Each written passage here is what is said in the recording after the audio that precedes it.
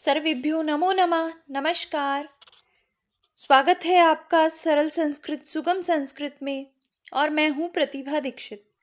आज इस वीडियो में हम एक अन्य प्रमुख संस्कृत नाट्यकार विशाख दत्त के विषय में अध्ययन करने वाले हैं और उनके द्वारा रचित संस्कृत साहित्य के एकमात्र राजनीतिक नाटक मुद्रा राक्षस के विषय में भी इस वीडियो में हम अध्ययन करेंगे। तो परीक्षा की दृष्टि से ये अत्यंत महत्वपूर्ण वीडियो है क्योंकि अपनी तरह का एक अनोखा नाटक होने के कारण संस्कृत साहित्य में ये विशेष हो जाता है और इसमें से अक्सर परीक्षाओं में प्रश्न पूछे जाते हैं। तो सबसे पहले बात करते हैं विशाख दत्त के बारे में। विशाख दत्त ने अपने स्वयं के विषय में, अपने पिता के विषय में, अपने पितामह के विषय में थोड़ा बहुत वृत्तांत मुद्रा राक्षस की प्रस्तावना में दिया है। तो इस आधार पर इनके पिता का नाम पृथु और इनके पितामह का नाम वटेश्वर दत्त ज्ञात होता है। इनके पिता का नाम किसी किसी संस्करण में भास्कर दत्त भी प्राप्त होता है। तो अगर भास्कर दत्त या पृथु कोई भी आए तो दोनों ही उत्तर सही होंगे।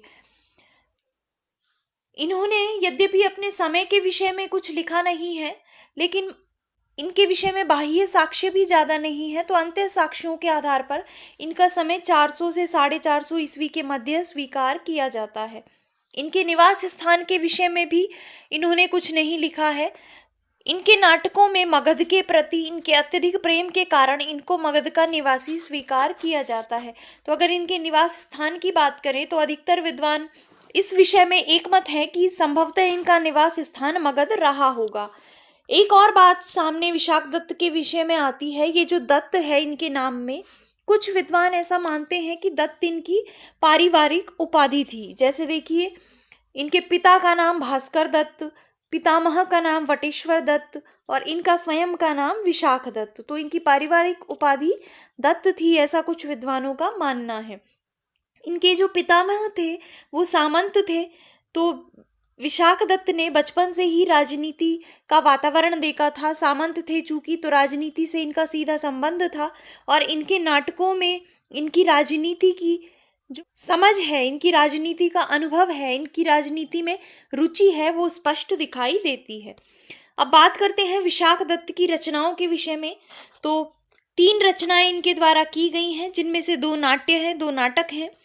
पहली मुद्रा राक्षस है, जिसके विषय में इस वीडियो में हम अध्ययन करेंगे, जो कि अमात्य चाणक्य के कार्यों पर आधारित एक राजनीतिक नाटक है।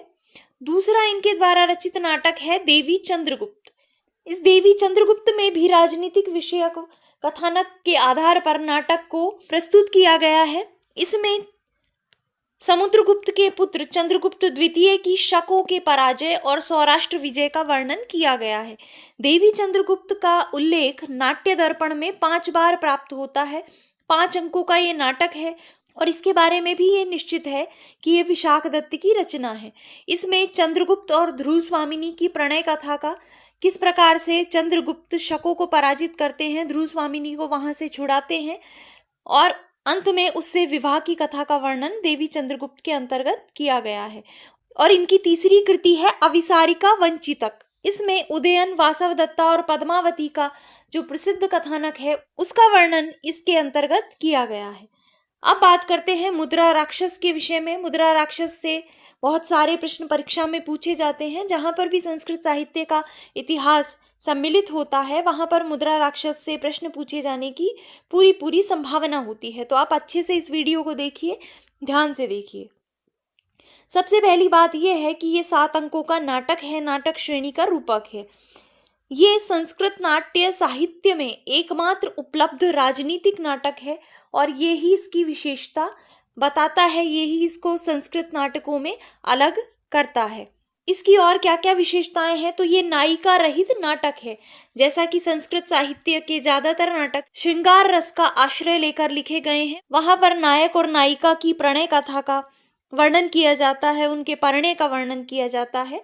उस लीक से हटकर विशाख दत्त ने एक राजनीतिक कथानक को लेकर ऐसा नाटक लिखा है जिसमें उन्होंने नायिका ही नहीं रखी है। चाणक्य जो नायक हैं इस नाटक के, उनकी बुद्धि को ही एकमात्र सांकेतिक रूप से नायिका के रूप में देखा गया है, लेकिन यहाँ पर कोई स्त्री इस प्रकार से नायिका के रूप में नहीं है। इसमें केवल एकमात्र स्त्री पात्र प्राप्त होता है जो कि चंदन दास की पत्नी है कुटुंबिनी। ये नायिका रहित होने के साथ साथ विदूषक रहित है, विदूषक का भी इसमें अभाव है। इसका जो प्रमुख रस है वो वीर रस है। चाणक्य के वीर कार्यों का वर्णन इसके अंतर्गत किया गया है। श्रृंगार और हास्य रस का इसमें पूर्णतः अभाव देखा जाता है, तो इस दृष्टि से भी ये महत्वपूर्ण है। इसमें विदूषक का अभाव है तो स्वभावतः हास्य रस नहीं है और नायिका नहीं है, तो यहाँ पर श्रृंगार भी नहीं है। इसकी जो रीति है वो वैदर्भी और गौड़ी का मिश्रण है। इसके मंगलाचरण में विशाख दत्त शिव की स्तुति करते हैं, शैव स्तुति करते हैं, और इसके भरत वाक्य में समाप्ति पर, जहाँ पर भरत वाक्य होता है नाटक की समाप्ति पर, वहां पर विष्णु की वराह मूर्ति की स्तुति विशाख दत्त के द्वारा की गई है। तो इस बात से ये निष्कर्ष निकलकर सामने आता है कि जो विशाख दत्त थे वो ब्राह्मणवंशी और वैदिक धर्म को मानने वाले धर्मनिरपेक्ष ब्राह्मण थे, जो शिव की स्तुति भी प्रस्तुत करते हैं और विष्णु की वराह मूर्ति की स्तुति भी करते हैं। इस नाटक के अंतर्गत चाणक्य के द्वारा पाटलिपुत्र के नंद वंश का नाश करके मुद्रा के द्वारा गृहित राक्षस को चंद्रगुप्त के अमात्य बनाने की कथा का वर्णन है। तो चाणक्य और चंद्रगुप्त की जो ऐतिहासिक कथा है उससे आप भली भांति परिचित होंगे। चंद्रगुप्त को किस प्रकार से चाणक्य गद्दी पर स्थापित करता है, मगध के पाटलिपुत्र पर नंद वंश का नाश करके चंद्रगुप्त को उस पर विराजमान करता है। नंद वंश का एक अमात्य होता है, एक मंत्री होता है राक्षस नाम का, उसको फिर किस प्रकार से अपनी कूटनीति के द्वारा चाणक्य चंद्रगुप्त का अमात्य बनाने की योजना करता है और उसमें सफल होता है, इसी कथा का वर्णन इस नाटक के अंतर्गत किया गया है। इसका जो नामकरण है मुद्रा राक्षस, वो घटना के आधार पर किया गया है। मुद्रया गृहीतो राक्षसो मुद्रा राक्षसः, मुद्रा के द्वारा गृहित राक्षस मुद्रा राक्षस, और तम अधिकृत्य कृतम नाटकम मुद्रा राक्षसम, और उसको अधिकृत करके जिस नाटक की रचना की गई उसको मुद्रा राक्षस कहा गया। इसका नायक चाणक्य है। अब बात करते हैं इसके कथानक के विषय में कि क्या क्या अंकानुसार इसकी कथा है। तो इसके प्रथम अंक में चाणक्य अपने जीर्ण गृह में अकेला बैठा हुआ है और अपने क्रियाकलापों का वर्णन करता है कि किस प्रकार उसने नंदवंश का विनाश करके चंद्रगुप्त को गद्दी पर बैठा दिया है।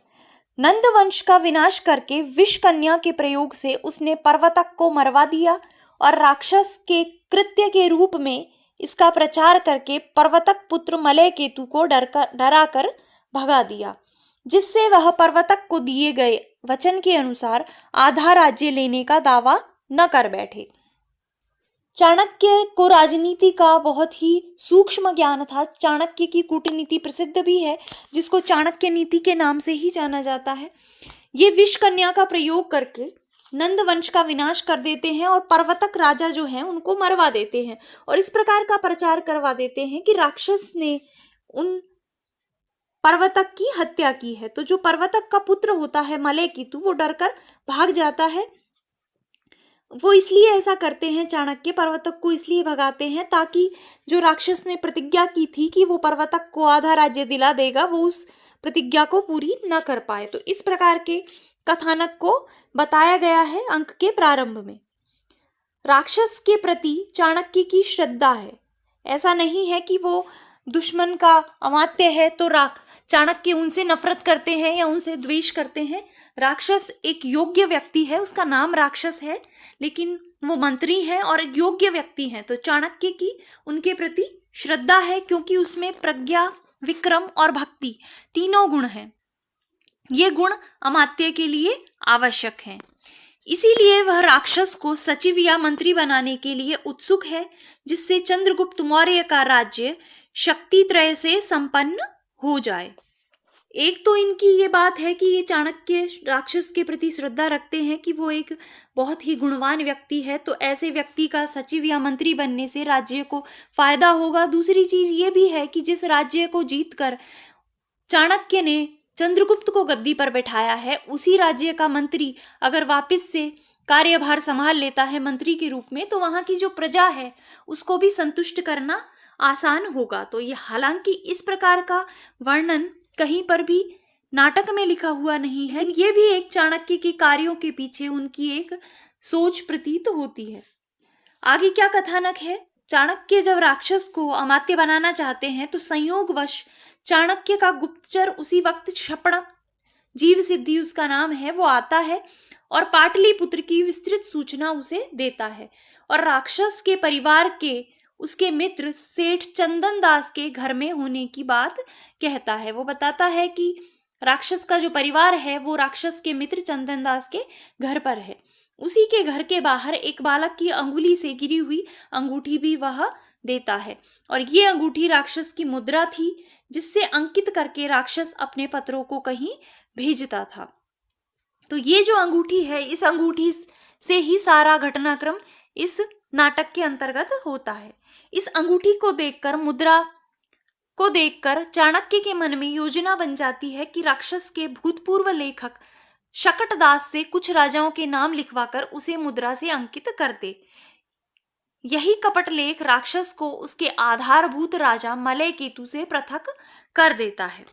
तो ये सारा वृत्तांत चाणक्य बता रहा है कि किस प्रकार उसने मलय केतु को भगा दिया है। इस अंक में शकटदास को मृत्यु से बचाकर चाणक्य का शिष्य गुप्तचर उक्त कपट लेख के साथ मलय केतु के शिविर में चला जाता है, जहां राक्षस उसे नियुक्ति दिला देता है। इधर चाणक्य राक्षस के मित्र चंदन दास को राजद्रोह का अभियोग लगाकर सपरिवार बंदी बना लेता है। इस अंक में चाणक्य के कार्यों का विवरण है। ये देखिए, राजनीति से भरा हुआ, कूटनीति से भरा हुआ एक नाटक है। तो इसमें गौड़ी रीति का प्रयोग भी विशाखदत्त करते हैं, तो समझने में थोड़ा कठिन है। आप इसको इस तरह से सरल रूप में समझिए कि चाणक्य अपने कार्यों को बताता है कि कैसे उसने नंद वंश का नाश करके चंद्रगुप्त को गद्दी पर बिठा दिया है, वहां के राजा पर्वतक की विषकन्या से हत्या करा दी है और विभिन्न प्रकार की कूटनीतियों के द्वारा मलय केतु को वहां से भगा दिया है। और जो राक्षस के मित्र हैं शकटदास और चंदन दास, उनको भी वो विभिन्न अभियोगों में फंसा देता है, जिससे राक्षस को वो मजबूर कर सके अपना अमात्य बनाने के लिए। दूसरे अंक में मलय केतु के शिविर में विद्यमान राक्षस के कार्यों का विवरण है। मलय केतु को आधार बनाकर राक्षस अपनी नीतियों का संचालन करता है। मलय केतु वहां से भाग गया है पाटलिपुत्र से, लेकिन दूसरी जगह जाकर उसने अपना शिविर स्थापित कर लिया है। वहां पर राक्षस के कार्यों का विवरण है। राक्षस यहां से अपनी नीतियों का संचालन कर रहा है कि किस प्रकार नंद के वध का बदला चंद्रगुप्त को मारकर ले। इसीलिए मलय केतु को उसने पाटलिपुत्र के सिंहासन पर बिठाने का आश्वासन दे रखा है। राक्षस का एक गुप्तचर होता है विराट गुप्त। ये पाटलिपुत्र की घटनाओं की विस्तृत सूचना देता है, किंतु सर्वत्र राक्षस की योजनाओं की असफलता का वृत्तांत ही प्राप्त होता है। उसकी सारी योजनाएं मौर्य को ही लाभ पहुंचाती रही हैं। विराट गुप्त जो कि गुप्तचर है, जो सूचना दे रहा है, वो राक्षस को सांत्वना देता है कि नए कार्य में लग जाएं, विगत को छोड़ें। राक्षस सर्वत्र चाणक्य की भूमिका देखकर चंद्रगुप्त से उसी को फोड़ देने की योजना बनाता है। अर्थात जब राक्षस ये देखता है कि चाणक्य की ही सभी भूमिकाएं चंद्रगुप्त के काल में चल रही हैं, चाणक्य ही प्रमुख कर्ता धर्ता सर्वे सर्वा है, तो राक्षस ये योजना बनाता है कि क्यों ना चंद्रगुप्त से चाणक्य को पृथक कर दिया जाए, जिससे वो चंद्रगुप्त के अकेला पड़ जाने पर उसका विनाश कर सके। अब राक्षस ने जिस प्रकार अपने गुप्तचर लगाए हुए हैं, उसी प्रकार चाणक्य ने भी अपने गुप्तचर इधर उधर लगाए हुए हैं और चाणक्य के कुछ गुप्तचर मलय केतु के शिविर में भी हैं। तो राक्षस की भेद नीति की सूचना चाणक्य को मिल जाती है। चाणक्य को ये पता चल जाता है कि राक्षस मुझे और चंद्रगुप्त को अलग करने की योजना बना रहा है। इससे तृतीय अंक में वह चंद्रगुप्त को सूचित करके, चंद्रगुप्त को बताकर कृतिक कलह, बनावटी विवाद चंद्रगुप्त के साथ कर लेता है और चंद्रगुप्त से दूर हो जाता है। इसमें वैतालिकों की भूमिका होती है, जो राक्षस के गुप्तचर हैं। वैतालिकों के द्वारा इस प्रकार का वातावरण बनाता है चाणक्य कि उसमें और चंद्रगुप्त में वो झूठा झगड़ा दिखा देते हैं और जो राक्षस के गुप्तचर हैं वैतालिक, वो इसको सच समझते हैं और जाकर राक्षस को इस कृतक कलह के बारे में बता देते हैं। जब राक्षस को पता चलता है कि चाणक्य और चंद्रगुप्त के मध्य विवाद हो गया है तो वो कुछ समय के लिए निश्चिंत हो जाता है और उसकी इसी राजनीतिक भूल का फायदा उठाकर चाणक्य अपनी चालें चलने लगता है। उसकी इसी राजनीतिक भूल से चाणक्य विजयी होता है। चतुर्थ अंक में राक्षस का गुप्तचर सूचना देता है कि चंद्रगुप्त चाणक्य में वैमनस्य हो गया है और चाणक्य को मंत्री पद से हटा दिया गया है। राक्षस और मलय केतु चंद्रगुप्त पर आक्रमण करने का निश्चय करते हैं।